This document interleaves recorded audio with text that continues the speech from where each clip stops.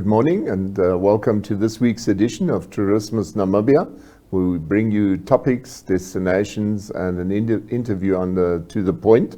As you can see, I'm not alone in the studio. Once again, welcome, Monique Adams. Thank you so much, Frank, for having me again for the second time. I'm really excited. Yeah, and I'm actually very excited about this as well because it gives our Tourismus show a new feel, so hopefully we can continue this sort of trend.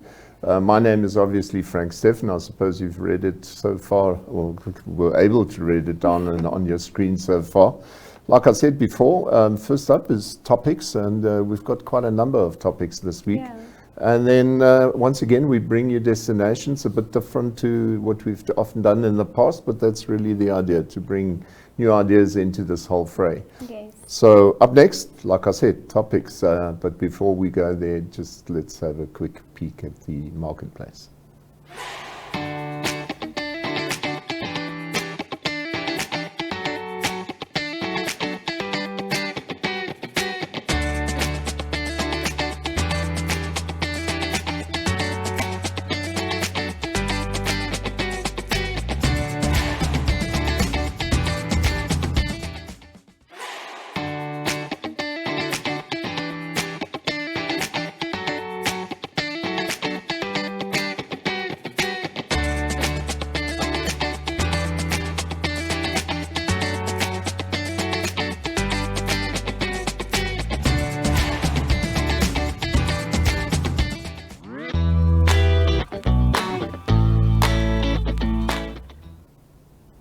Welcome back, and like I said, topics, and I'm being a bit selfish this week. First up is the fact that the Ogone Zeitung has turned 105 years this week. It's actually on the 22nd of July. Wow. Yeah, so imagine it's a mere 5 years ago that we actually had our 100th anniversary, and I just brought out a number of photos here dating back to days gone by when the paper was still set with lead pieces and stuff like that. So quite different to what we do today with copy and paste and quickly redesigning and whatever else we do.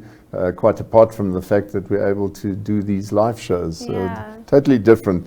The Allgemeine is obviously unique in as far as that we're not only the oldest paper of Namibia, but what makes it really unique is the fact it's the only German daily printed outside Europe. Wow. So in that respect, we've obviously done a lot over the years, and I think typically, as you would expect, a paper like that, you know, sort of, this is not coming of age anymore. It's been around for a while, and it's been bringing news throughout the different times. I mean, 1916, we're talking of a colonial time. Yes. And after that, all the gradual changes towards independence, finally independence, and where we are now. So it's a huge thing. It started out as what was called the Kriegsbote, which was really a newspaper bringing news about the war. And I mean, 1916, you can imagine that those were the days when the first big war was going on, the Great War.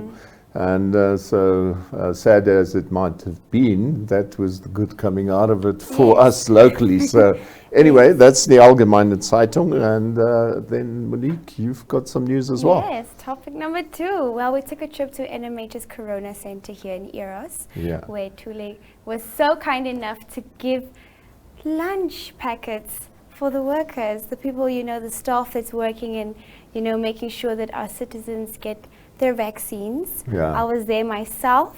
The process, I'm fully vaccinated. Oh, well done. Yes, thank you. So the process there at Windhoek, it was very easy, simple, and they were very helpful. Yeah, it's actually quite interesting. We actually spoke about it during our editors' meetings, and NMH is really doing well. We're very close to an average of 250 people per day that are being vaccinated. That's obviously from where we're sitting, just up the street. And Windhoek and NMH have joined forces on that exercise, and we'll bring you a bit of a video later on just to give you some more background to it. So up next, what has also been exciting this week, we got a couple of news items. where HAN, the Hospitality Association of Namibia, has essentially brought out a couple of figures, and it's not good yet, but they're cautiously optimistic, what they call it. Still a long way to go towards a profitable level, and the bed occupancy in the second quarter of 2021 was just 23%. So it's still far from being ideal. In the photo, you see the Swakop Hotel. It is the Swakop Hotel. The Strand Hotel, I should say, of Althaven List. And why we brought this is this week they announced that they will be closing Mukuti Lodge totally for a total of 2 months. I suppose they're obviously using the time to spruce it up a bit. Midgard is still open to some extent. And then in the case of this one, the Beach Hotel will remain open with reduced operations, and the associated farmhouse deli is available for house guests and for takeaway meals. It's the old story. Most hotels are obviously shut down. They just welcome the odd and sod, tourist that is still braving our COVID issue and visiting Namibia. And by the way, I still believe they're safer here than they're probably at home, even though we've got the Delta variant here, simply because we've got space. And so if you don't, and I had to go to Swakop this week on an emergency, but what was telling to me was the fact that in Swakop, generally, people are not moving around. So you go to town if there's a need for you to go to town, and with the result that tourists are never really in danger of picking up COVID, because they just need to apply common sense. So I must say the town is doing very well, and I think it's a general attitude in the country now. People understand that you need to keep your distance. The importance of keeping the distance. So let's hope for ONL that they'll open up soon again, and not only ONL, but everybody, just picking up. But you've brought more news. Yes, to a much sadder note, 10 more arrested for wildlife crimes in July. Poaching took up 47% of media coverage relating to wildlife in Namibia, whilst 13% was afforded to efforts made to fight wildlife crime. Even though numerous efforts are being made to protect the wildlife, poaching remains a real concern. This resulted in 12% more negative coverage generated during the period in review. According to that word always kills me. Yes, statistics, released by the Intelligence and Investigations Unit within the Environment Ministry and the Protected Resources Division within the Safety and Security Ministry. 13 illegal wildlife products were seized.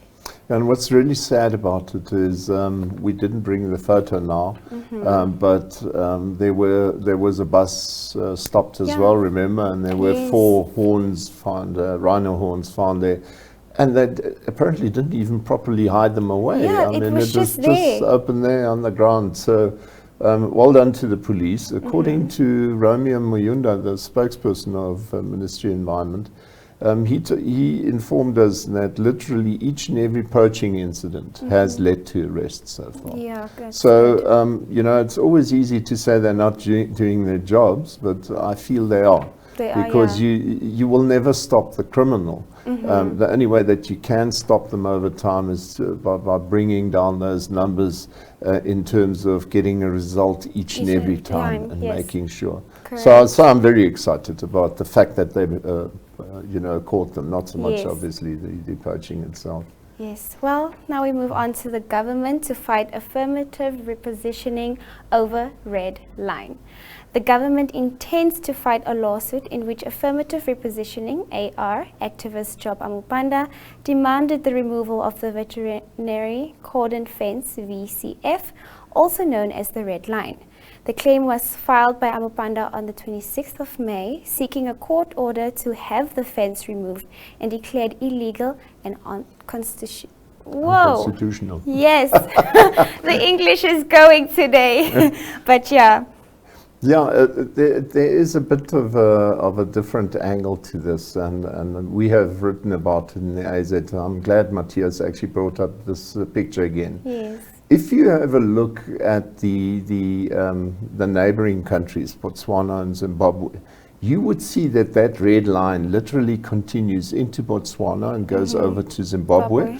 And in Zimbabwe, it has got certain pockets of Shona land and then also other pockets of Matabele land. And the history of the Red Line is not a colonial bad intent line. Yeah. Not at all.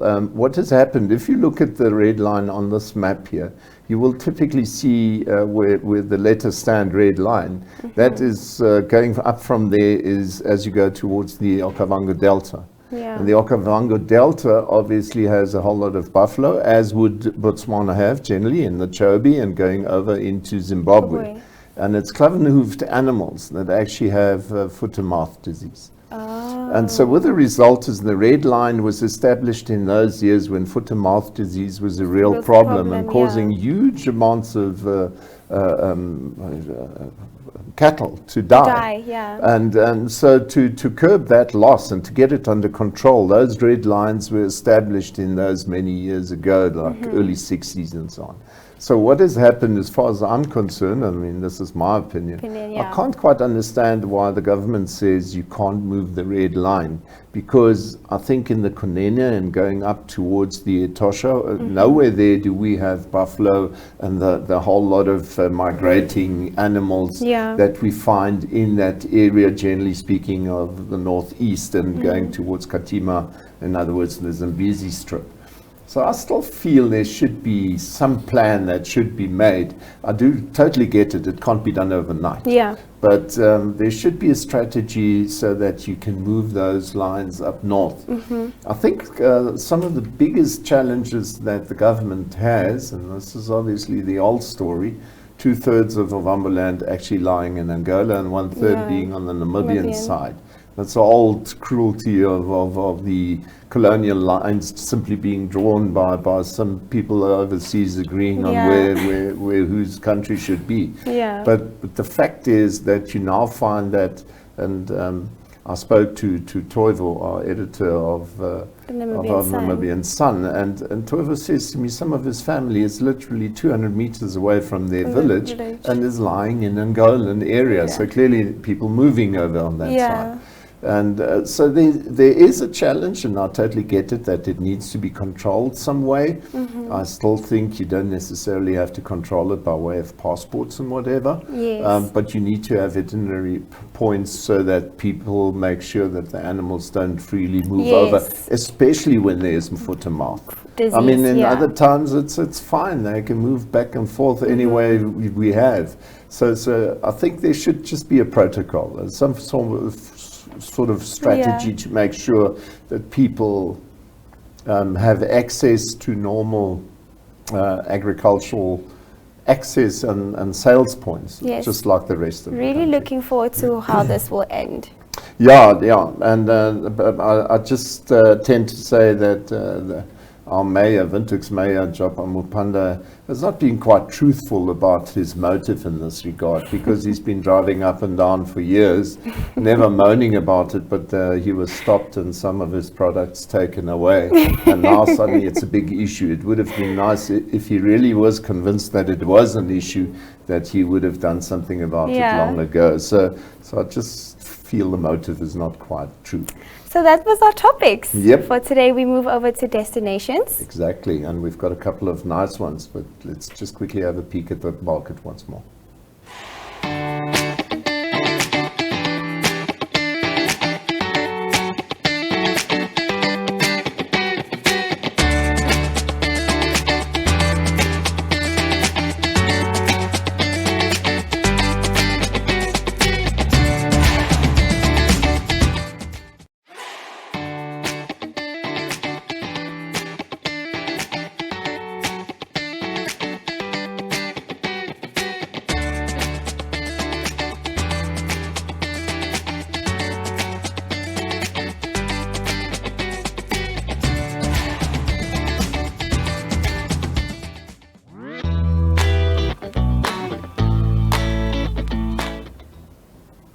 Yeah, it was quite interesting now when I saw the advert there, Mariba Travels. I found in Gutenbergplatz, and Gutenbergplatz is exactly where the AZ came to be printed. And so, that was used to be where the John Minot printing was in those years. That's interesting. Yeah. So first up, we've got Penduka. Now, the older generation will remember that at Gorianga Dam, you used to have the old yacht club. And that yacht club later sort of died a slow death, I suppose, to a great extent because Gorianga Dam's waters weren't that easily usable anymore. But what you've nowadays got there is Penduka. And Penduka is an initiative which I much like, simply because they turned the whole site into, here you can see, into a restaurant, and you can go there and have a nice day. They've got little bungalows, and you can still see there's this little jetty where you can enjoy a little sundowner and whatever. I've got a photo which is almost identical to this one. These ones were made by Ogone Tlhage. He was contributing towards these destination, the topic this week. And he obviously visited the place, and he also spoke to those people. But as you can see, it's a very nice place. Yeah, I must admit that I actually suggested to our MD that we should consider the possibility of even having a function there for our company if we have one again. That is somewhere in the future when COVID doesn't hold us up. But let's listen to some of these people. This in 1992 by the two women. The reason being it's called Penduka is because the meaning is wake up, and then this is where the women are driven to be self-empowered, so that they can do creation with their hands, they can do things with their minds, so that they can uplift the women and themselves in the near future young generations. Oh, so it's not a video that products either from Batik. Okay, no, I'm so sorry. The one I'm talking about that can support the women. Okay, fine. So this is all that we have for recycling of bottles, where we make beads. So on the other side, so we have got recycling of bottles that we do collect so that we can keep our environment clean. And then we are making beads out of it, earrings, bracelets, necklaces. This is also part of the pottery that I said it's now closed down due to the pandemic. And here? So on this side, we used to give out, let's say for example, parties for weddings, birthdays, any other kind of parties. So we host also for the clients to come and do braai for the day and things like that. We've got a conference depending on how people want the setup and whatnot. So this is where we host our conference for our clients if they want to have a meeting or a church event or something like that. So that's what we do. Wow, it's so green. Yeah, and it's really nice, the place, and it's something in considering. I know that, pre-COVID, quite a number of the tour organizations would actually go there because people can actually buy some mementos and so on. They've got all types of homemade products in there, which they produce themselves, like she shortly said there. Yes. And so I like that sort of initiative because that's really what she says there. It's empowerment. They've got the bungalows. You can go there for a weekend if you want to. You can have a braai. You can meet your people there. You can have a function, whatever you do. But I think it's actually quite nice. And the surprising thing is I thought that Katutura would literally the noise would come over and you would not really enjoy it that much. And it's quite the contrary. Because it's on the other side of the hill, you certainly actually in a very quiet environment. So it's very nice to go there. I love that. Next up, we have a video that was done by Michelina Vatises, where she asked me my top 3 destinations that's on my bucket list, which is the Fish River Lodge of Journeys Namibia, Desert Whisper of Gondwana Collection, and the Namushasha River Lodge of Gondwana Collection. Yeah, it was a bit fast now, but you can see there on the maps, the former one was on the top left, and the Desert Whisper is the one right on top of that map, whereas here, thank you, Matthias. There you can see Desert Whisper Gondwana. It's right on the top. And the reason why I did this map a bit smaller or more compacted is to just show you it's sort of smack in the middle. If you look at the bottom left there, you see Sossus Flay, and you see Big Daddy and the Dead Flay and June 45. And as you go towards Sesrum, you have Namib Sandsea. And then you can literally plan your whole trip. You can go to the Tsalgop River camp and wherever, go up to Naukluft. So it's all nearby, but the Desert Whisper is really like something out of this world. Out of this world. I'm just waiting for them to have like packages so I can, you know, make my way there. It's so beautiful. On dreaming. On this one, you can see Namushasha River Lodge, which is sort of basically in the bend where the actual little bend goes right down to the Chobe River. And Casa Rupara, I specifically put that in there so that people have a rough idea. It's not too far down the road from the main road that leads to Katima Mulilo. And we've often spoken about Namushasha on this show. So, yeah, quite what do you call it? Soft living or something like that? Yeah, soft life. A soft life. There you go. But have a look at the video. Hi everyone, my name is Monique Adams and I am a travel enthusiast. Today I'll be showing you my top 3 destinations right here in Namibia that I wish I could, you know, one day go to. So keep on watching. They're all amazing, beautiful places right here in Namibia. So keep on watching and enjoy. Third on my list is the Fish River Canyon Lodge. It offers a 40 guests breathtaking views directly over the canyon from sunrise to sunset. It's perfect to go with a partner or even have a solo trip. I love the swimming pool, that, you know, the view of the Fish River Canyon, and also the activities that they offer, which is, you know, bike riding, sundowners. It's amazing. Next on my list, it's Desert Whisper. Oh my gosh, where do I even start? The views, the rooms, the swimming pool, the amount of Instagram pictures I can take. This place offers, you know, luxury at its best. So yeah, I so wish I can go there with a special someone. It fits better if you go with a special someone or a best friend or a sister. Definitely a place that's amazing for a nice getaway. And number 1 on my list, it's the Namushasha River Lodge.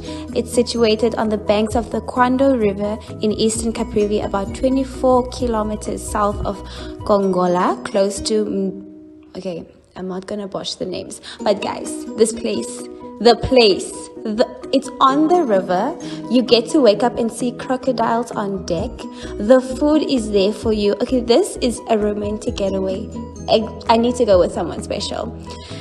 So yeah, the food is there in the kitchen. The rooms are amazing. The decor, guys, I can go on and on in the Instagram pictures. Just picture yourself on the balcony having your breakfast and a mimosa on the other hand. Well, that's my top 3 places that's on my wish list, all here in Namibia, land of. Well, I suppose all that's left is now either saving up or getting a sponsor. Yes, saving up, getting a sponsor, and living the soft life. So watch out for my Instagram. Yeah, good stuff there. Yeah, obviously those were 3 of the top ones for Monique, but make no mistake, I mean, I must admit you did a good choice. Once again, the one that you have is the Fish River Lodge. Just a tiny correction there, yes, because we actually picked it up later that in the video she expressed it as Fish River Canyon Lodge, and it's actually the Fish River Lodge. And what makes it actually quite unique, it's a lodge belonging to the Journeys group. Okay. And what makes it special is that most of the time there you won't have any connectivity. So true. Instagram, bye-bye for a moment, which is obviously the death to many people such yes, as Monique, whereas I actually love that moment because no more WhatsApps and Facebook messages, whatever, just for a day or two, which is sometimes quite good for, yeah, for and the human necessary. spirit. Yeah, and like the other one, the Desert Whisper, is obviously part of the Gondwana collection, as is Namushasha. So, but anyway, those were just the ones that we wanted to show you today. And that brings us to the end of destinations for today. Amazing. Now we move over to the point. Exactly, yeah.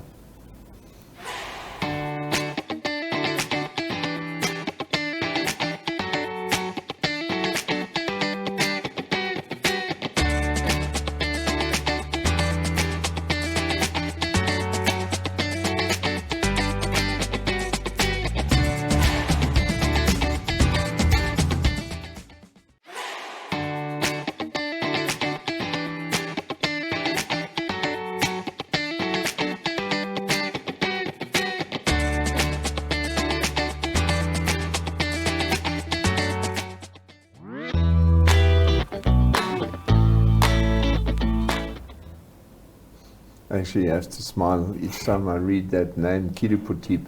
It's obviously Nama. Yeah. But I can almost guarantee you, if you give that name just on a piece of paper to, I would judge 99% of Europeans overseas now, okay? They would read it up and they would be totally convinced that it is a name relating to some Egyptian tomb or something like that. They would not put it down in Namibia, that's for sure. So well done, very unique name. Yeah, up next we've obviously got the NMH Corona Center, and our events team actually compiled a bit of a background promotional movie, if you want to call it that. But we think it's very important. You will remember that we spoke on the show.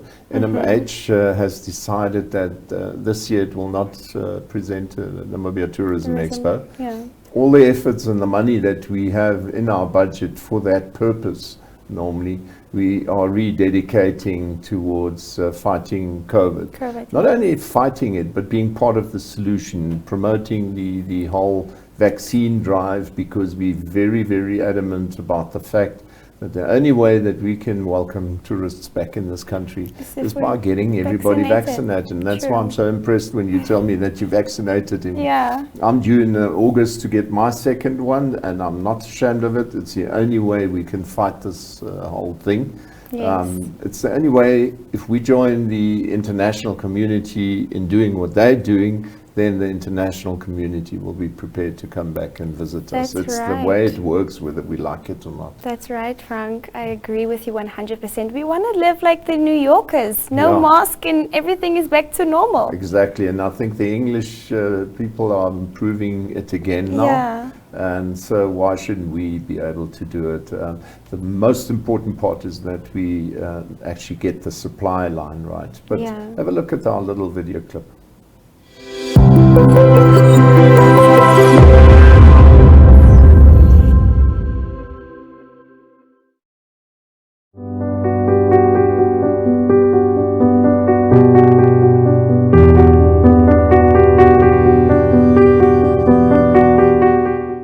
At the same time, the Namibia Media Holdings is very, very proud on the same day as a Wall of Remembrance to launch our first vaccine center with the Eros in Kerk in the same street as the Wall of Remembrance as a fight against COVID. For death is not the only solution, it's just a remembrance of how hard this disease is. Please come and get vaccinated. It is free. I repeat, it is free. You are free to live. Don't let rumors be the reason that you're not getting vaccinated. For without getting vaccinated, we will not defeat this disease. I repeat, we will not defeat this disease if we do not get vaccinated. Please join us today and get vaccinated. There are over 100 centers in this country, of which we are proud to have one in our own street. So make time, make the effort, and get vaccinated.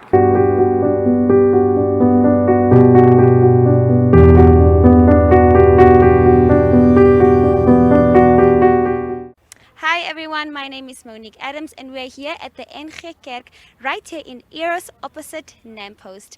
As you can see, there's a row of people waiting to get their second vaccine or first dose of vaccination. The operating hours is Monday to Friday, 8 to 5.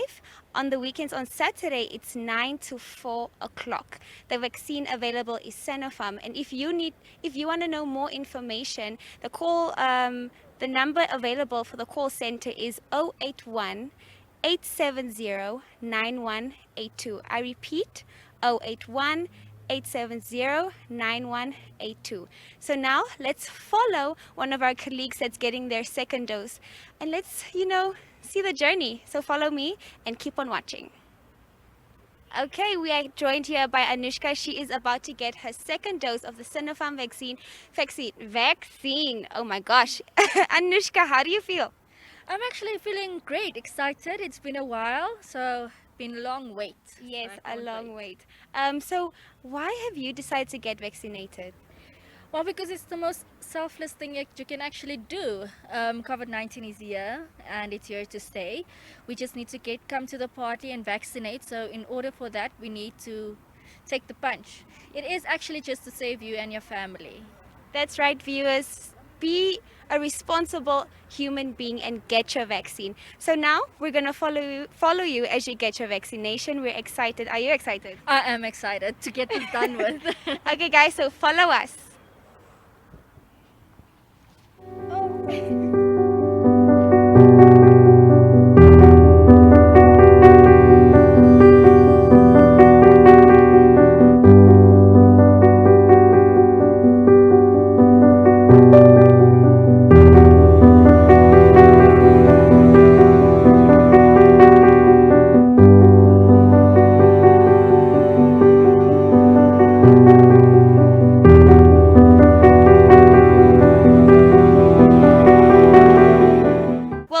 We just don't have Anushka here. There is another one, Carmen, standing right next to me.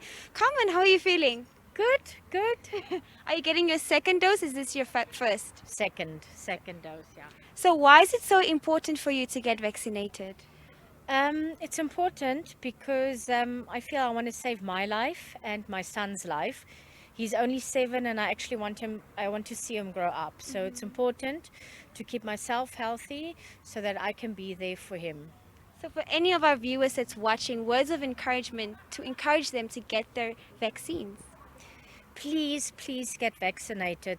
I think we've all realized that this is not a joke. My son was actually diagnosed positive. He was positive for COVID and I was diagnosed as negative, and I think it was because I was vaccinated. So please get vaccinated. This is so important.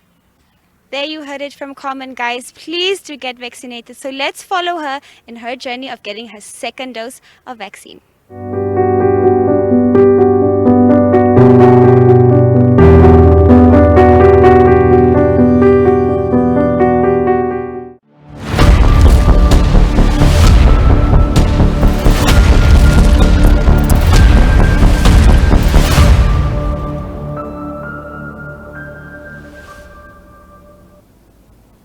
Wow. Yeah, I think it's a very important story. This I cannot.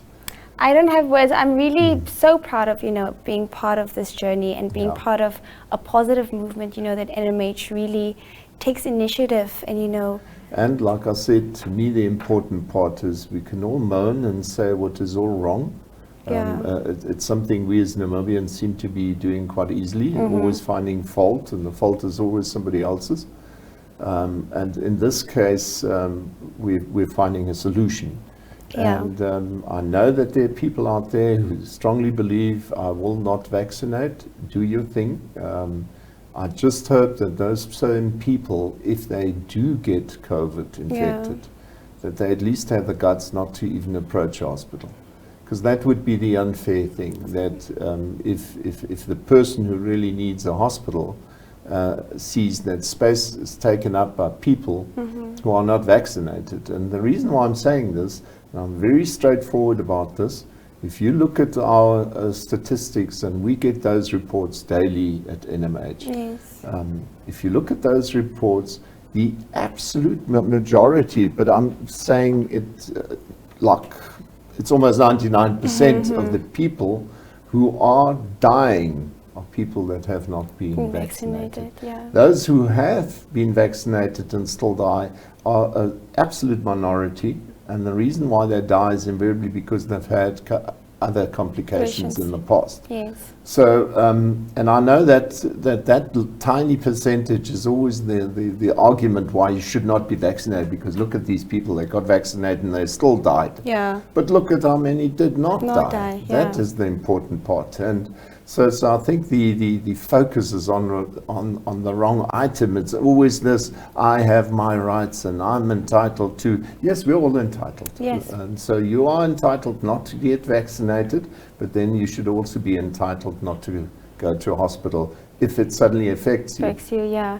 I mean, my colleague and I, Desiree, in the week after getting my second dose, we asked the people, why they decided, to get vaccinated. And they were very, very honest. And they were like, first, I didn't want to get vaccinated. Yeah. I was like, no, I'm not. I'm against this, all the things that you see online. But then they did some reflection and they're like, I have a family. I'm a mother. I'm a father. I have my parents. So to be a responsible human being, let me take this step and get vaccinated. Make sure that I am not a contributor towards the problem. Exactly. And do your research. I mean, do your research. It's simple. And then you've got one little clip. Maybe Yes. you can talk about it.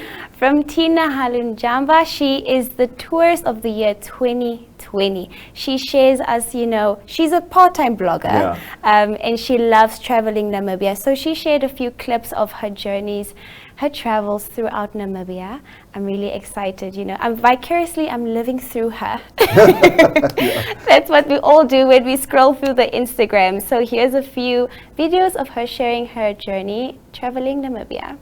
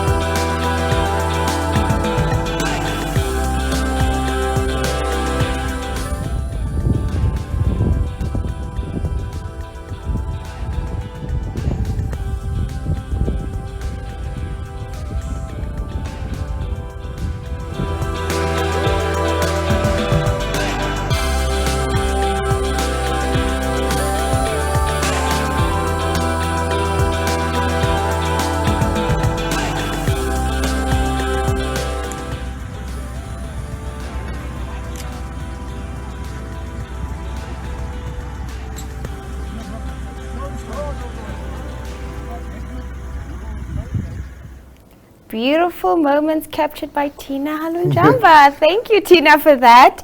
I mean, I feel, Frank, you haven't really had a Namibian experience if your car hasn't been stuck at one of the dunes, I've done the dune trips a couple of times, and any guide will always tell you it's not a question whether you'll get stuck. It's a question when you will get stuck. But anyway, just on a quick note, you saw us joking earlier about soft life. It's something that I had to get used to, and this is actually, that is what sparked the idea that clearly this is not only for me to tell you what to do in Namibia, but also to get some of the younger folks to come and join me and tell you about it. Yes. Soft life is luxury life, essentially. Yes, soft life is, you know, when you have the mimosa on the other hand, you have the hotel slippers on, you're in white bed sheets, and finger food on deck. Like, you don't lift a finger, you're just there to relax and have things, you know, served for you. You see, and this is how far we all differ. For me, I don't call it soft life, I'd simply call it life. Would be sitting in a deck chair such as this or somewhere in the middle of the desert, no matter where, having a little bright fire there, and just enjoying my family around me and possibly even my dogs, and just switching off, and especially switching off your cell phone. For us, soft life, the cell phone needs to be there. That's the thing. So anyway, that's why we're different people, and that's why we would like to bring you different ideas. I hope you enjoyed the show, and that's it for this week. Yeah, looking forward to next time. Yeah, and we'll definitely have Monique on the show again, and also other younger colleagues of mine. So look forward to our next shows, and see you next week, same time, same place. Until then, remain safe.